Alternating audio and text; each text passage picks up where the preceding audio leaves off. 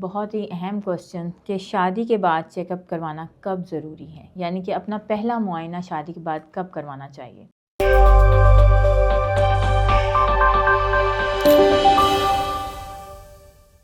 बिस्मिल्लाहिर्रहमानिर्रहीम। अस्सलाम वालेकुम। Doctor Iram Kulsoom health point के प्लेटफॉर्म से आपके साथ। बीइंग अ गायनेकोलॉजिस्ट, जैसे कि मेरे पास बहुत सारे क्वेश्चंस आ रहे होते हैं, तो पहली बात तो जो मैं कहना पसंद करूंगी, अपना गायनेकोलॉजिकल पॉइंट ऑफ व्यू देना चाहूँगी, वो ये है कि शादी के बाद, बल्कि आप जब शादी करने जा रहे हैं या आपकी शादी होने वाली है, तो आप उससे पहले अपना एक काउंसलिंग सेशन ज़रूर लें। लड़कियों को, स्पेशली यंग बच्चियों को, ये अवेयरनेस होना बहुत ज़्यादा ज़रूरी है कि शादी के बाद की काउंसलिंग से पहले ज़रूरी होती है कि शादी से पहले क्या काउंसलिंग हो जाए, ताकि आगे जाकर आपको बहुत सारी मुश्किलात का सामना ना करना पड़े। बहरहाल, जो आपका क्वेश्चन है कि शादी के बाद हमारा पहला मुआयना कब ज़रूरी है, तो उस हवाले से मैं आपको ये गाइड करना ज़रूरी समझूंगी कि उसमें आपकी 2-3 सूरत हाल देखी जा रही होती हैं कि क्या आप अपनी अर्ली प्रेगनेंसी प्लान कर रहे हैं या अभी आपने अपनी प्रेगनेंसी प्लान नहीं की, आप थोड़ा गैप लेना चाह रहे हैं। बिलफर्ज अगर आप अपनी प्रेगनेंसी प्लान अभी नहीं कर रहे, आप चाहते हैं कि कुछ गैप हो, तब भी आपको अपनी गायनेकोलॉजिस्ट के पास जाके अपनी एक प्री कॉन्सेप्शन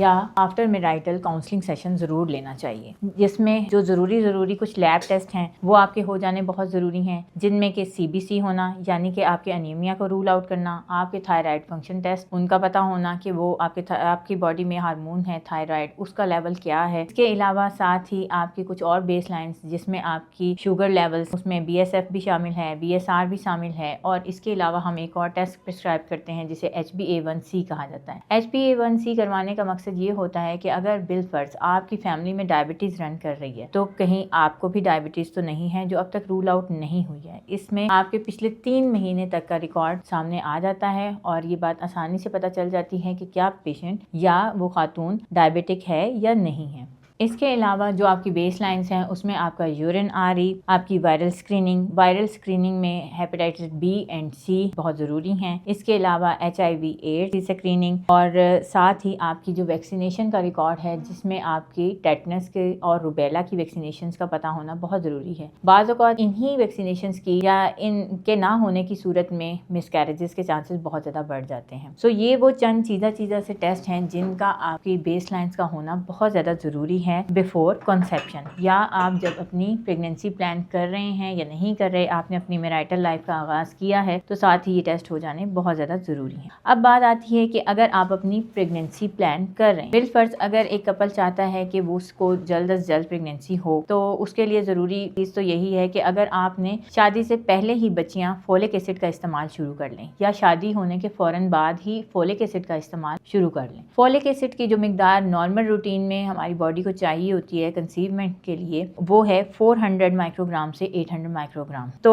यंग बच्चियों को चाहिए कि जैसे ही उनकी शादी हो, वो फौरन ही फोलिक एसिड का इस्तेमाल शुरू कर लें। इसके अलावा आपका BP, weight monitoring, sugar level monitoring, thyroid valuation, ये सब चीज़ें करवाना बहुत ज़रूरी है। और अगर आपके पीरियड्स इरेगुलर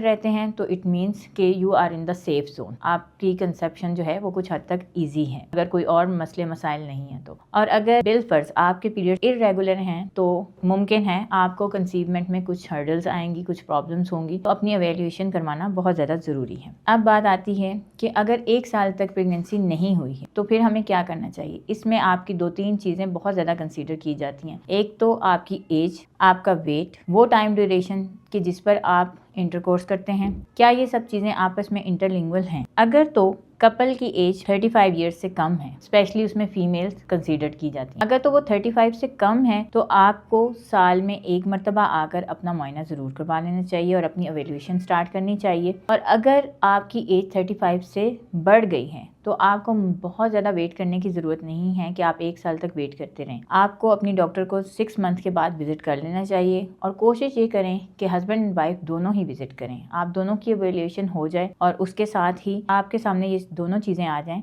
कि क्या दोनों में कोई मसला है या किसी एक के साथ कोई प्रॉब्लम आ रहा है। अब कौन सी सूरत हाल ऐसी आती है कि जब बहुत अर्जेंट बेसिस पे आपको अपनी गायनेकोलॉजिस्ट को विजिट कर लेना चाहिए। अब बात हो रही थी कि शादी के फ़ौरन बाद, तो हम उन पॉइंट्स को कंसीडर करेंगे कि शादी के फ़ौरन बाद कब आपको अपनी गायनेकोलॉजिस्ट को विजिट करना चाहिए।